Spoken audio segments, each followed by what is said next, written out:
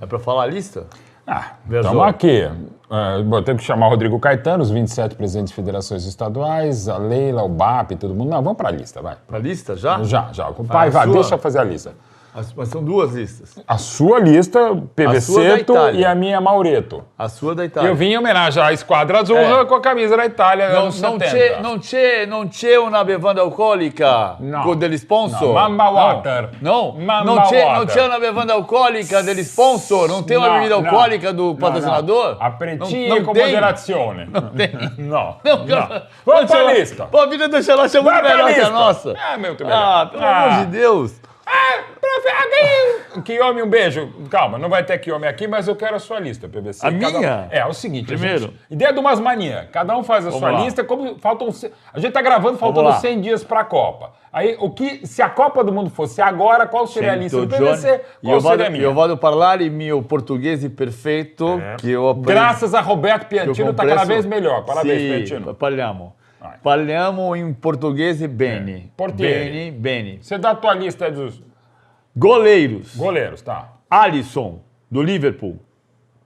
Ederson, do Fenerbahçe. Saudade do Tite falar Manchester. Como é que ele fala? Manchester. Não é Manchester, ele fala Manchester.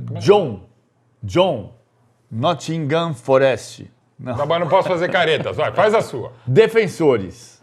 Pode ser assim? O Filipão, em 2002, chamou homens de meio quando eram volantes, né? Militão, Real Madrid. Marquinhos, Paris Saint-Germain. Gabriel Magalhães, Arsenal.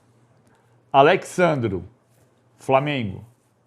Wesley, Roma. Tá jogando nas duas. Tá mesmo, bem com mala pela esquerda, tá bem, viu? Beraldo, Paris Saint-Germain.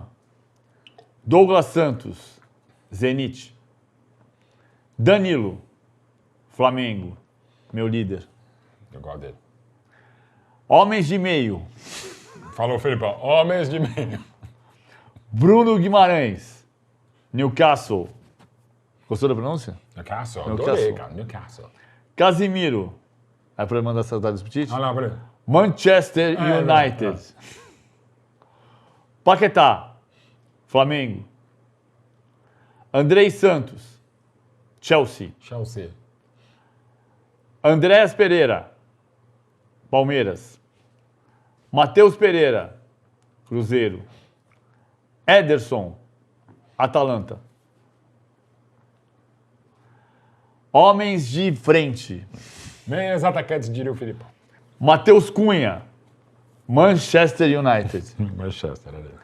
Rodrigo, Real Madrid. Rafinha, Barcelona. Vinícius Júnior, Real Madrid. Estevão, Chelsea. Endrick, Lyon. João Pedro, Chelsea. Martinelli, Arsenal. Você não vai me xingar? Não, ninguém vai xingar? Calma, daqui a pouco aqui ninguém vai falar. Ninguém vai me xingar? Chama o Cícero Melo ali. Olha lá. Goleiros. Cícero Melo. Você sabe a história do Cícero Melo? Não. Assim é. A seleção brasileira vai jogar com um time que todo torcedor sabe de cor. Alisson. Não, tá de sacanagem. Tá de sacanagem. Não é verdade, Cícero, eu vou te defender. É verdade. Eu aprendi com o Valdir Amaral para nunca confiar na minha memória. Isso é ótimo. Isso é ótimo. Eu sei, Cícero, mas assim, não foi que você confiou na memória. É que você falou que você sabia, todo mundo sabe de cor e você leu. É a frase do Rony, eu vou definir uma palavra. Eu aprendi com o Valdir Amaral nunca confiar na minha memória. Perfeitamente. Gênio. Minha convocação se a Copa do Mundo fosse hoje. Alisson. Goleiros, né? Alisson. O time você já sabe, qualquer coisa, umas manias e a nossa produção solerte aqui da conta é pôr o time. Então vamos lá. Alisson, Ederson e nos pênaltis, Hugo Souza. Você vai colocar igual cru. Igual cru. E quase aconteceu isso numa Copa do Brasil. Depois a gente conta essa história. Zagueiros. E até para a lateral direita. Militão, que vai ser meu titular. Marquinhos, Gabriel Magalhães e Alexandro Ribeiro, o francês. É o zagueiro. Do Lille. Laterais. Wesley, que está jogando nas duas. Wanderson, que joga nas duas. Alexandre, que pode jogar em várias, e Douglas Santos, uma hora achado Ancelotti. Homens de meio, Casimiro, Fabinho, Andrei Santos, Bruno Guimarães, Gerson. É claro, imagina o treinador convoca o cara ainda falando assim, tipo, se eu sou o Gerson, já me desconvoca, por que você fala assim, Gerson? Paquetá, e o Gerson só o Gerson, não precisa o pai, Marcão, você fica. Paquetá e Matheus Pereira, o do Cruzeiro, né? Para deixar claro, pode ser o do Corinthians, que é bom jogador.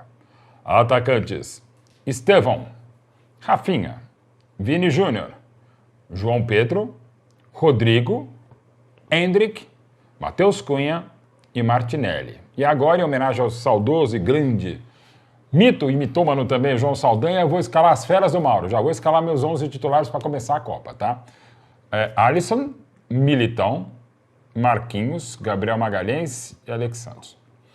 E assim, a minha grau de intensidade, eu já estou dizendo as minhas dúvidas, né? Casimiro, Bruno Guimarães, time mais faceirinho, vai, Rafinha.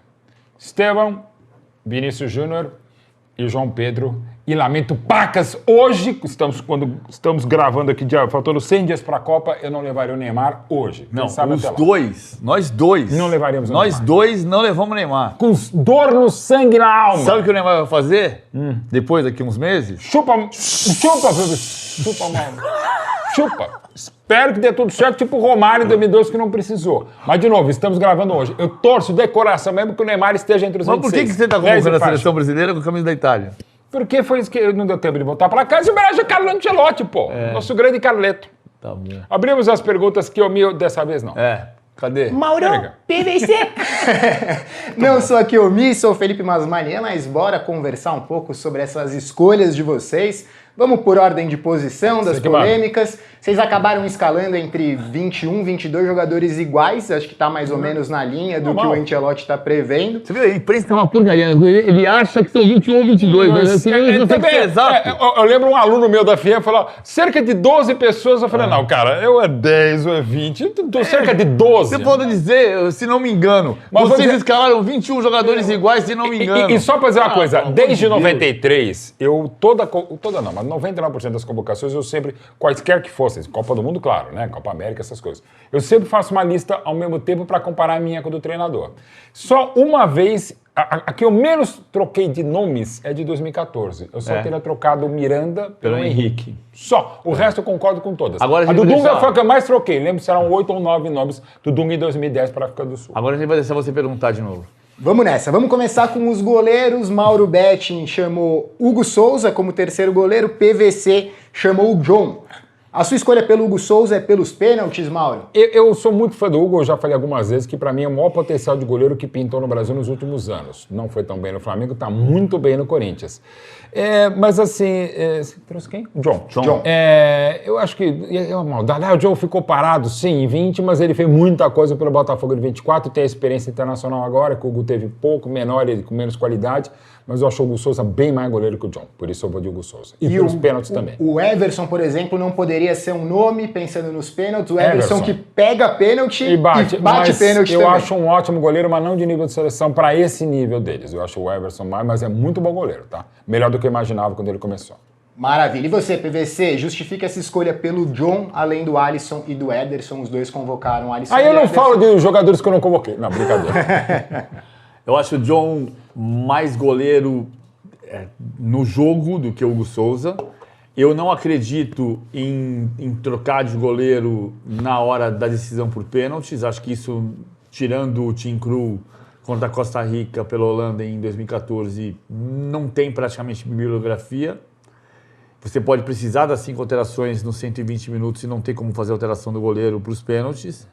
E o Everson é um goleiro de 35 anos. Eu preciso, pelo menos, tentar projetar, ainda que dê errado, a sucessão.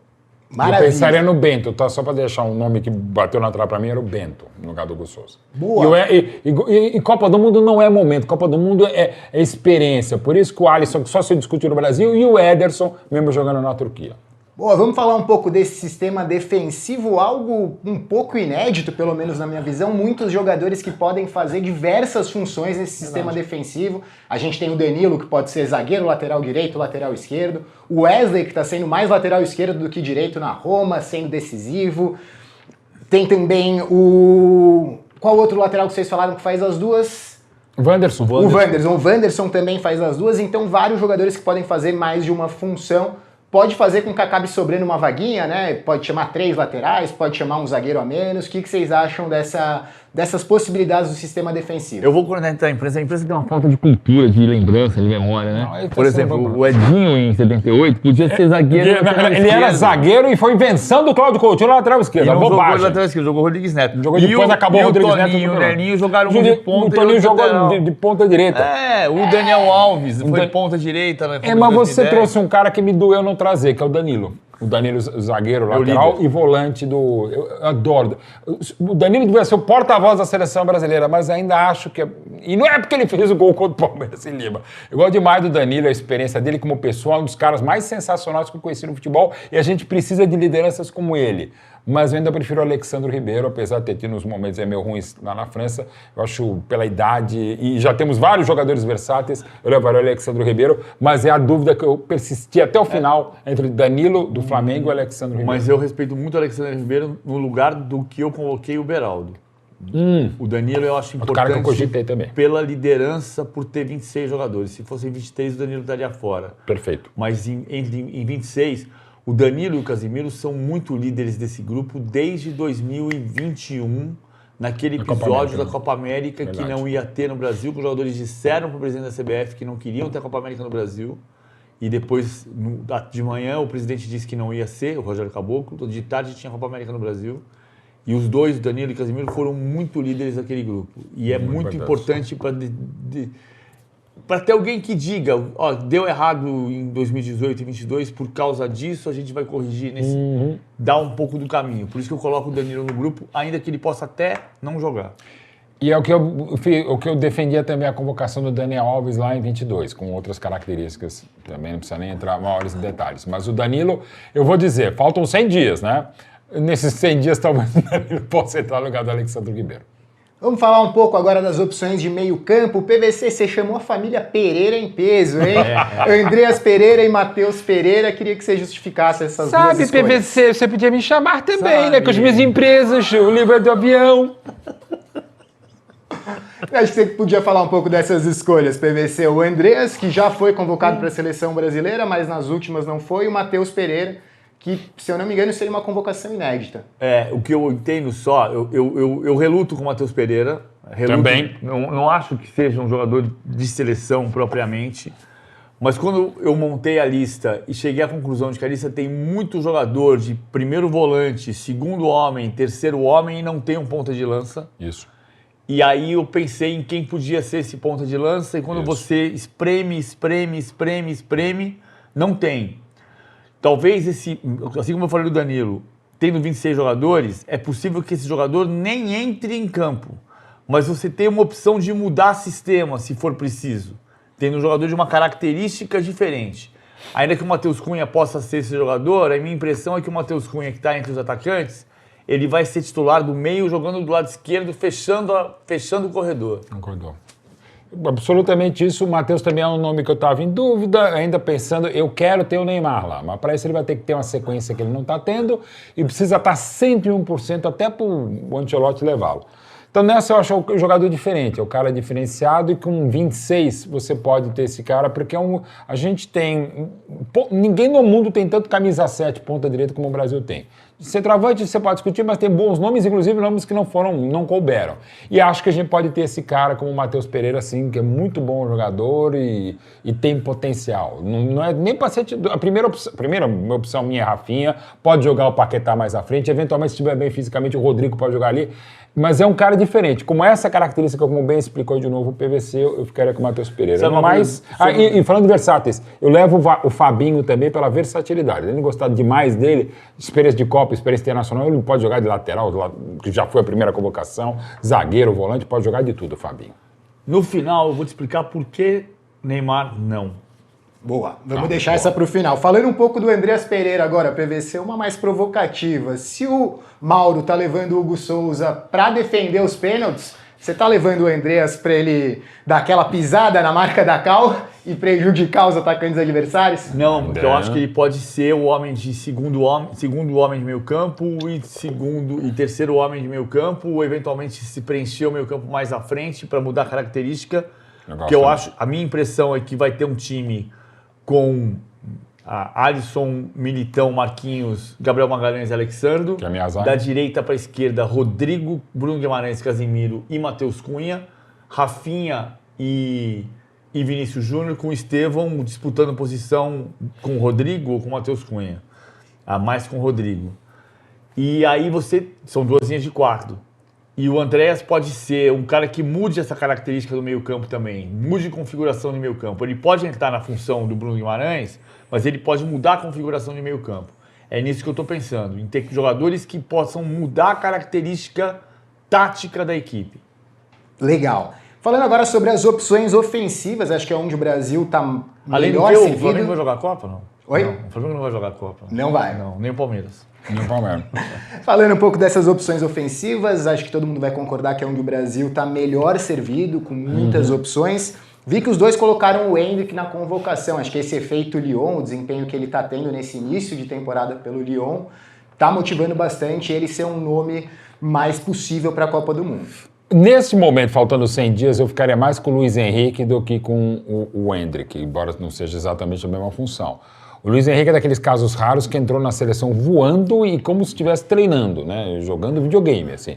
É um corte que para mim foi muito dolorido não entrar o Luiz Henrique, ainda mais numa lista de 26. Mas é de novo, nessa posição que o Brasil tem ótimas opções, o próprio Ryan talvez tivesse mais meses, podia estar nesse rolo. O Antony, que eu acho bom jogador também, tem experiência de Copa do Mundo, embora eu confesso, não lembrava que ele estava em 22, mas assim, é outro cara, né? A gente está muito bem nessa posição. Me dói muito deixar fora o Luiz Henrique, que é uma coisa, eu já falei isso várias vezes, quero reiterar. Do Zagallo para cá, e exceção do Ernesto Paulo e do Ramon também, foram breves O Zagallo as passagens. conta ou o Zagallo Não, o Zagallo contando. O Zagallo contando. Eu sou velho, mas não chega tanto. Mas eu perguntei para todos os treinadores da seleção, no ar ou fora do ar. Todas as listas vocês... Tem algum nome ou alguns nomes que eventualmente vocês convocaram, porque precisa trazer 18, 22, 23, e naquele momento... Eu tinha vergonha de falar o nome, eu falei, cara, não vou citar nomes até por questão de elegância, alguns falaram no ar e alguns até citaram.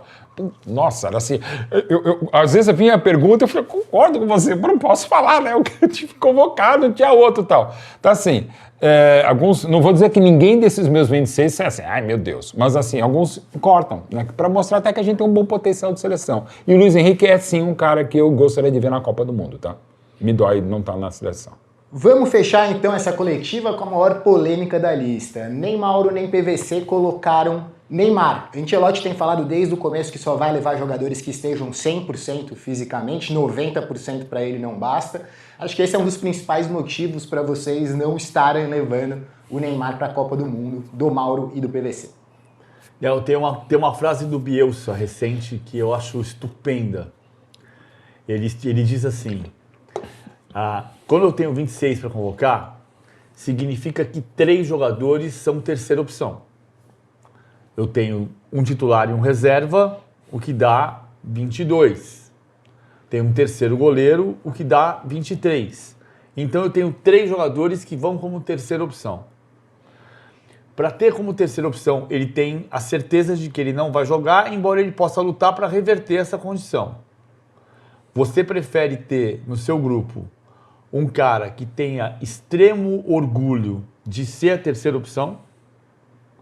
Ou você prefere ter no seu grupo alguém que não se conforme por ser a terceira opção e que isso possa criar um problema de ambiente? E eu fico com a ideia de que eu prefiro ter alguém que tenha extremo orgulho de ser a terceira opção. Porque hoje eu não acredito, neste momento, que o Neymar seja um jogador para jogar 10 minutos finais e prorrogação.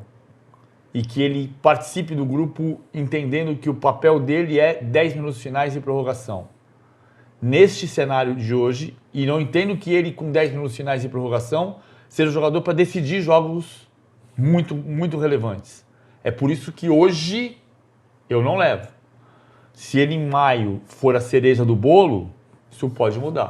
Eu já discordo da questão da cereja do bolo. A cereja do bolo é a pior coisa que tem no bolo.